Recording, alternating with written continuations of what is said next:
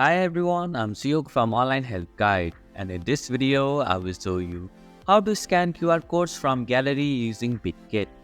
Scanning QR codes from your phone's gallery allows you to use saved codes without needing to scan them live. So let's get started on how to scan QR codes from gallery using Bitget. First, open the Bitget app on your device. Tap on the scanner icon from the top right corner of your screen.